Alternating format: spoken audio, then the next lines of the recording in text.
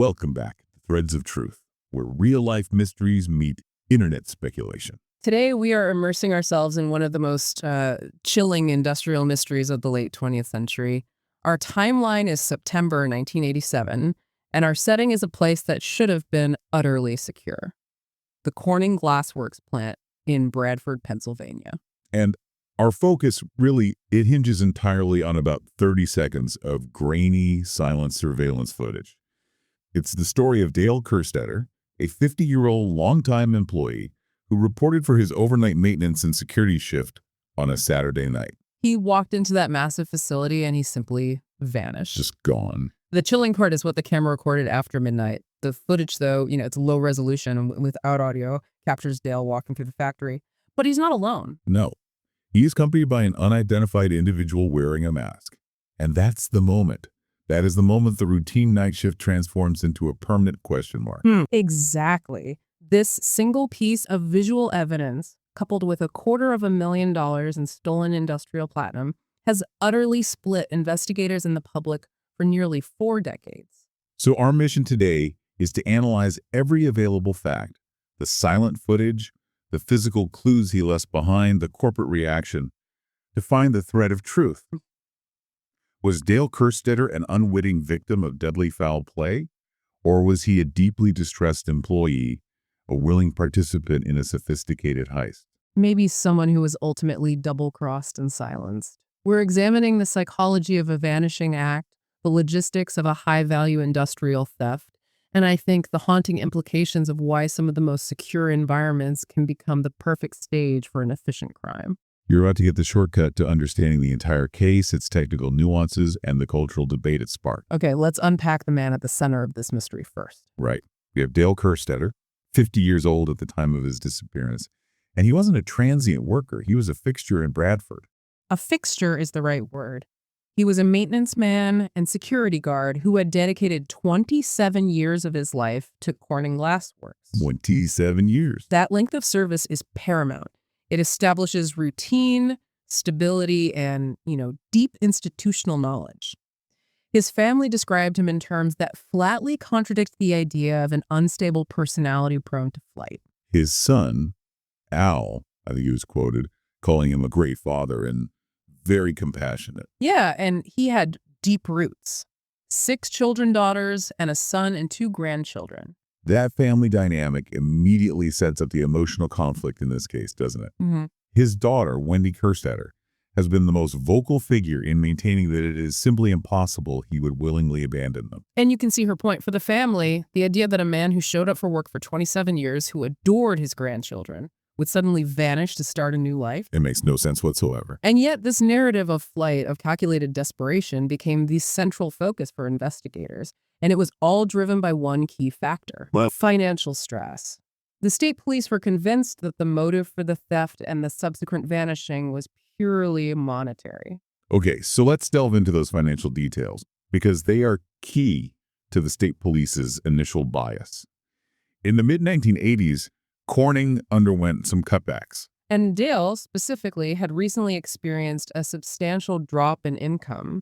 The estimate was between $5,000 and $7,000 annually. That's a huge chunk of a working man's salary in 1987. A massive percentage. And compounding that loss, investigators, including Inspector Max Bizak, claimed their investigation revealed Dale was substantially in arrears on various payments. What kind of numbers are we talking about? They estimated his total debt was somewhere between $30,000 and $40,000, specifically citing payments for a trailer and a vehicle, along with other bills. And in 1987, $40,000. I mean, that's a massive financial hole. It's equivalent to roughly $100,000 today. It is, and that kind of burden could certainly lead a man to contemplate extreme measures. But I want to pause on the family's response here, because it complicates that whole debt narrative. It really does. The family strongly countered the police findings. They asserted that while he had debt, who doesn't? It was manageable. And crucially, they pointed out that Dale actually held company investments. This is a subtle but vital distinction, right? Oh, absolutely. Someone who is planning a life of crime and flight, someone desperate for cash, typically liquidates their assets. They don't hold stock in the company they're about to rob. Exactly. The police saw the high debt figure and the pay cut and constructed this neat, simple narrative of desperation and complicity. The family saw a man with manageable long-term debt who, despite the cutbacks, still believed in the company enough to hold investments. So this fundamental disagreement over his true level of desperation, that forms the absolute foundation of the two competing narratives about his actions that night. It's the entire case in a nutshell. So let's move into the precise timeline of the disappearance. Dale reported for his weekend shift at 11:00 p.m. on Saturday, September 12, 1987. An overnight weekend shift, which meant he was, for all intents and purposes, the sole security presence for a large, high-value industrial facility. And this is where the element of, well, administrative convenience or deliberate sabotage becomes glaringly obvious. Glaring is the word for it.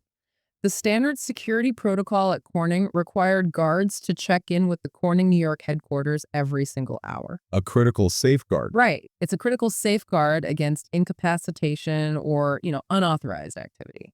And Dale never checked in that night. No. Once. No, he did not. And the company's explanation for why this massive failure of protocol went unaddressed for hours is frankly stunning. I remember reading this. It's almost unbelievable. Corning explained that a new employee, someone entirely unfamiliar with the check-in protocols, was working the headquarters desk that shift. So, because of that, Dale's hours of silence didn't trigger any alarm. Nothing. It effectively gave the perpetrators, whoever they were, uninterrupted access to the entire 112,000 square foot plant for hours. That is just the sheer coincidence of it all.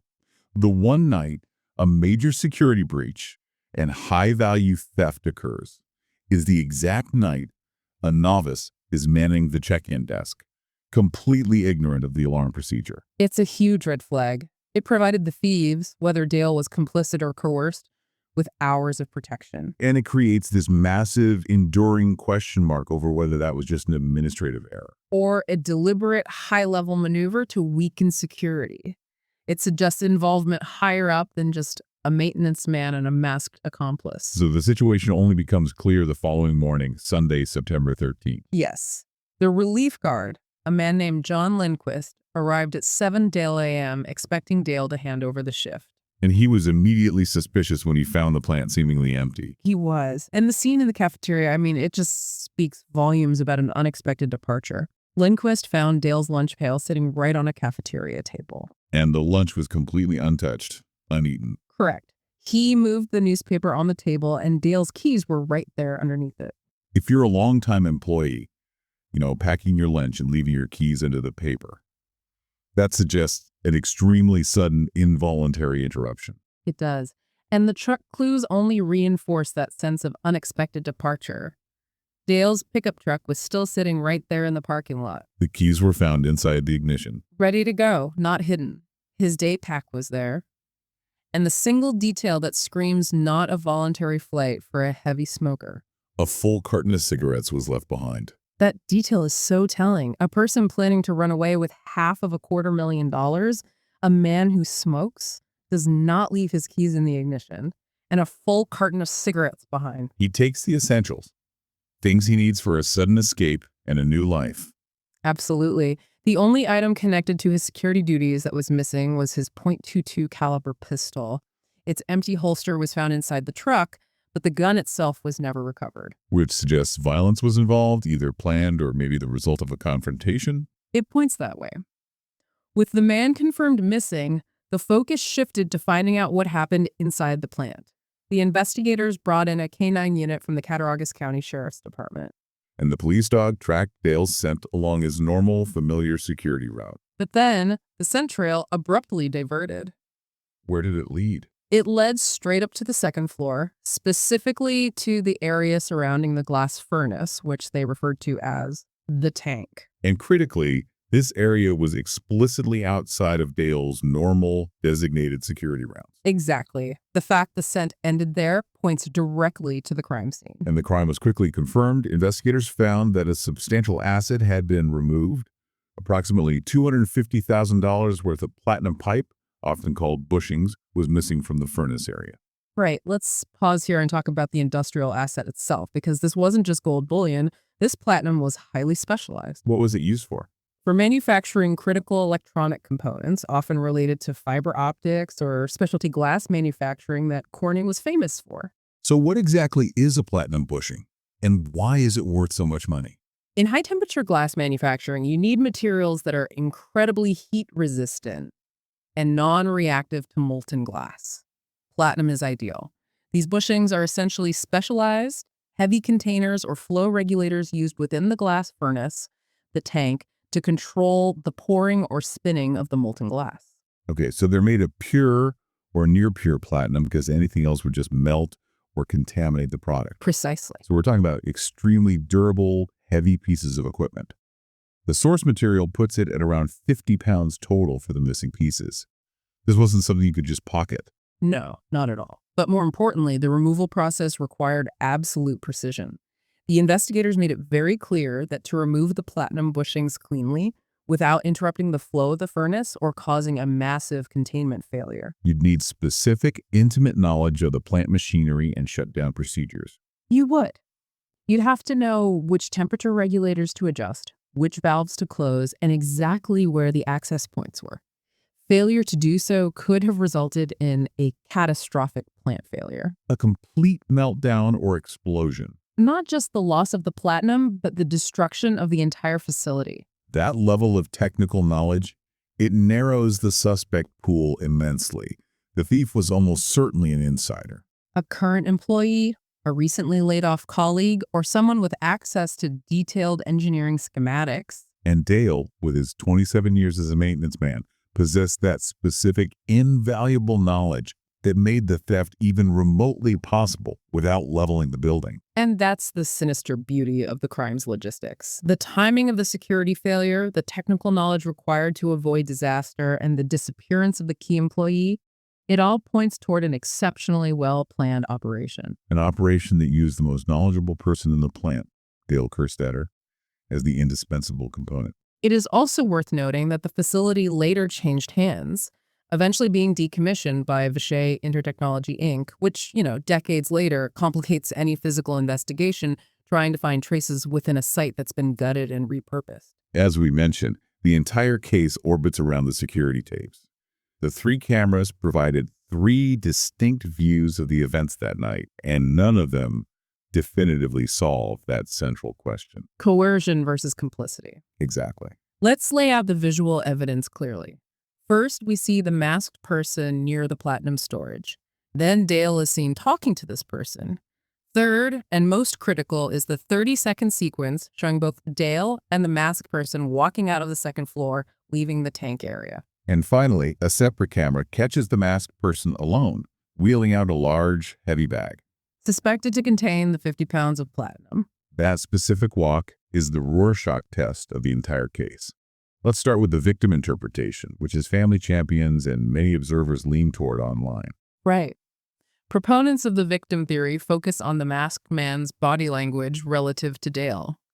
They suggest that the masked person's arm, which is held very close and parallel to Dale's back as they walk, implies a concealed weapon. A gun or something similar, forcing his cooperation. In this view, Dale appears calm not because he's a partner in crime, but because he's an employee following precise instructions under duress.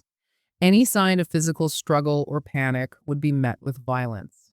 His calm demeanor is just a self-preservation tactic.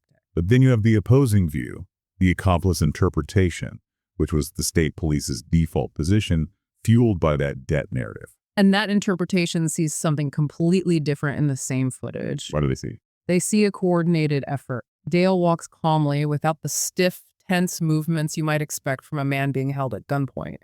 There's no sudden glance toward the camera that screams, "Help me." To the initial investigators and the company, this lack of visible tension suggested prior planning and comfort. It did. They thought, why would he not show some indication of distress unless this was the pre-agreed upon phase of the operation? The ambiguity is maddening. But there is one specific eerie moment within that footage that generated the most controversy and speculation. Dale's direct look into one of the security cameras. Yes, that look is the flashpoint.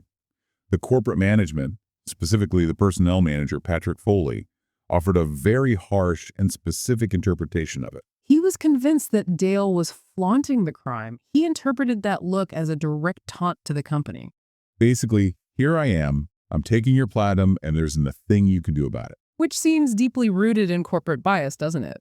Fully reinforced this by describing Dale, the 27-year veteran, as a marginal employee, but crafty. Marginal. It aligns perfectly with their need to frame him as the sole responsible party, the corrupt insider. Absolutely. The company needed to externalize the failure, and a debt-ridden, crafty employee fits that narrative perfectly. It lets them dismiss the possibility of systemic security failure or complicity elsewhere. But the family, particularly Wendy, offered a heartbreakingly different view of that exact same moment. They saw desperation. They believed Dale knew the cameras were operating, and that look was a final, silent signal for help, a message to anyone who would later view the footage that he was being forced to participate. It truly is the ultimate psychological mirror. Do you see arrogance and criminality, or do you see a desperate man trying to signal distress? And the interpretation often seems predetermined by whether you started the analysis believing he was a devoted father or a debt-ridden employee. And that leads us directly to the logistical mystery of the accomplice himself. As we established, the specific knowledge required to remove the platinum without disaster means the thief was almost certainly an insider. Which brings us to the most robust and commonly accepted theory that attempts to reconcile the two sets of conflicting evidence. The accomplice turned liability, or the double-cross theory. This theory acts as the necessary bridge between the abandoned truck and the calm walk on camera. It posits that Dale, motivated by his financial dissatisfaction, the pay cut, the debt, was contacted by someone who needed access and expertise. So this masked person was likely a former employee, maybe laid off during those same cutbacks, who knew Dale was disgruntled. Plausible. So Dale agrees to open the facility, provide the technical access, and ensure the operation goes smoothly in exchange for a half share of the $250,000 platinum, $125,000. Which would instantly solve all of his financial problems. And this explains the calmness on the tape. He was cooperating voluntarily up to that point. But the theory continues. Once the platinum was successfully removed and secured, Dale, having seen the face of the accomplice, or at least heard their voice or knew their movements, he became an immediate and intolerable liability. Exactly. The accomplice, or the organization backing the accomplice, realized that total silence was worth far more than $125,000. And this perfectly explains why he never resurfaced, never contacted his children, and why all his essentials, the lunch, the keys, the cigarettes, were left behind. His departure was voluntary up to the point of the exchange, but his disappearance was decidedly involuntary. He was silenced and disposed of to secure the entire payload and ensure no identification could ever be made. The efficiency of the crime supports this notion. This wasn't a desperate grab by two novices. No, this was professional. And professionals eliminate loose ends. We also have to talk about the logistics, the theft itself. What you could call the platinum paradox. This was $250,000 worth of specialized industrial metal. It's not fungible like gold or diamonds. Right. This platinum has a distinct chemical signature. It has specific industrial purity levels and applications. Trying to fence 50 pounds of this material on the general black market would be an immense challenge. It raises the question, where did it go? The total lack of recovery, even decades later, suggests the thief had a prearranged, highly sophisticated buyer or disposal method ready to go. Probably involving industrial-level refining or a specific international trade route. Yeah, if they tried to sell it to a typical scrapyard, the sheer quantity of industrial-grade platinum would trigger immediate suspicion. Right. Industrial platinum theft, especially of this volume, often points to organized crime rings or networks that specialize in moving massive quantities of high-value metals to very specific controlled refineries, potentially overseas. This wasn't a local transaction. So the hypothesis becomes that the scale and sophistication of the disposal method were so high that they were prepared to eliminate a witness Dale just as cleanly as they eliminated the metal from the plant's inventory. The crime was meticulously planned, not just for the ingress and egress from Corning, but for the entire chain of custody of the stolen goods. The efficiency is terrifying. When we review the facts, the frustration of the investigation comes down to the ambiguity of the core evidence. In 2019, the blurry original footage was released publicly after digital cleanup. And while it confirmed the movements, Dale walking with the masked man, the large bag being wheeled out, it remained entirely inconclusive regarding his emotional state, or whether a weapon was subtly aimed at him. Digital enhancement can only do so much with 1980s security footage. Right. So what we're left with as the most objective and emotionally resonant evidence are the material objects Dale abandoned. The uneaten lunch, the keys in the ignition, the full carton of cigarettes. They speak volumes about his state of mind.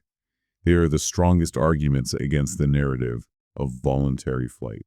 If the man planned to leave, he failed to take any of the necessary comforts or tools for a life on the run. This material evidence strongly points toward an unplanned, involuntary departure or incapacitation immediately following the platinum removal. And this leads us back to the biases that, well, poisoned the well from the start. The investigators, fixated on the $30,000 debt, had their neat, simple motive: complicity. Simultaneously, the company, Corning, had a powerful financial incentive to solidify that same narrative. This corporate bias manifested clearly in their actions regarding his legal status, which is a detail often rushed over, but is critical to understanding the conflict. It is. Corning actively fought the family's attempts to have Dale declared legally dead early on. That's crucial, isn't it? A missing person is different from a legally deceased one, especially when liability is involved. Immensely different. A 1990 decision refused to declare him legally deceased, maintaining the status quo where he was simply missing. This saved Corning from having to pay out his significant pension and life insurance benefits, Which would have been a substantial payout. It maintained the appearance that he might have just fled with the platinum. and the family had to wait for decades. It wasn't until a 2014 ruling, nearly 27 years after he vanished, that Dale was finally declared legally deceased. And the company was subsequently ordered to pay those accumulated benefits and interest. The length and tenacity of Corning's legal opposition strongly reinforced the public perception that the company prioritized insulating itself from financial liability over acknowledging the high probability of foul play against its employee. It looks like a cold financial calculation. If they concede he was murdered on site, it opens the door to immense security and liability questions. If they insist he ran off, they minimize their financial exposure and maintain the narrative that the problem was a marginal employee. Rather than a catastrophic security failure. And we keep circling back to that security failure on the night of the theft. The coincidence of the new employee failing to monitor the check-in desk that specific night. It gave the perpetrators hours of uninterrupted access. Was it truly a failure of training, or was it a deliberately orchestrated weakening of security? The sheer number of elements that broke down the employee check-in, the fact that a canine trail later ended at the furnace, it all suggests that someone knew exactly what controls to turn off, both human and mechanical, to allow this operation to unfold. And that suggests a level of planning that likely extends beyond the masked person seen on camera. Let's discuss the end of that canine trail. The dog tracked Dale's scent along his normal route, and it ended definitively at the glass furnace area, the tank where the platinum was stolen. The furnace operates at tremendous temperatures. The fact that no physical trace of Dale was ever found is perhaps the most unnerving clue in the entire case. It's the ultimate dark possibility that needs to be acknowledged in this industrial setting, right? Have to. The lack of a body, despite the canine track ending there, raises the terrifying hypothesis that his remains were destroyed within the high heat environment of the glass furnace. It's a plausible, if horrific, way to completely erase a witness, leaving absolutely no forensic trace. You clock in for a routine shift, and the place of your employment, the place you dedicated 27 years of your life to, becomes the place of your complete physical erasure. And this brings us to a broader philosophical reflection. Oh, Why do workplace disappearances unsettle us so profoundly? I think we rely on these environments, the factory floor, the office, the store, to be secure, routine, and predictable. When someone like Dale Kerstetter is simply swallowed whole by the very industrial setting he helped maintain, it shatters that sense of security. The contrast between routine and horror is just palpable. Yeah. He showed up to earn a paycheck, and the controlled environment became the stage for a perfect, efficient crime that used his expertise against him. And that profound lack of closure, it drives extreme speculation. We see this manifested in the unconfirmed, almost desperate theories that surface online. Like the theory concerning the unidentified male body found on a rail track in Moss, Norway, just 10 days after Dale vanished. It's a case of finding any potential solution to fill the void. The body in Norway was found thousands of miles away, and while the physical description and height were somewhat similar to Dale's, that link is highly tenuous.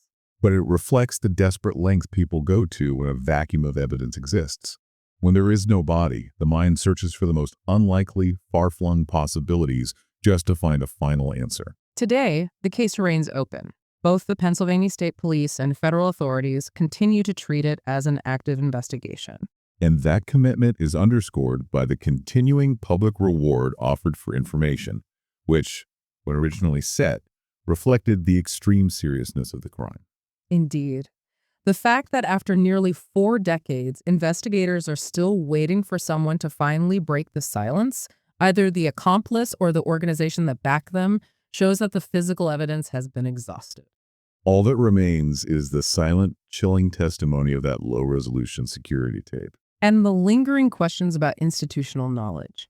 The person who masterminded this theft didn't just need strength to carry the platinum. They needed the specific, intimate knowledge of the plant structure that only a 27-year veteran like Dale Kerstetter could provide. It elevates the crime from a simple robbery to a targeted, highly specialized operation. The story of Dale Kerstetter is a relentless contrast between the ordinary, a packed lunch, a routine security route, and the brutal efficiency of a professional crime. A night shift that should have been forgettable became a permanent mystery, documented only by silent, ambiguous surveillance footage. And the ultimate failure of this case lies in the physical silence. The fact that no physical trace of Dale was ever found, despite the canine tracking his scent right up to the tank area near the glass furnace, suggests that whoever engineered the platinum theft was far more focused on eliminating all loose ends and ensuring absolute permanent silence than they were on the mere monetary value of the metal itself. That silence, the total lack of resolution, is a terrifying legacy of the platinum heist. Join us next time on Threads of Truth as we revisit a bewildering Florida disappearance and search for fresh leads in the case of Tiffany Daniels.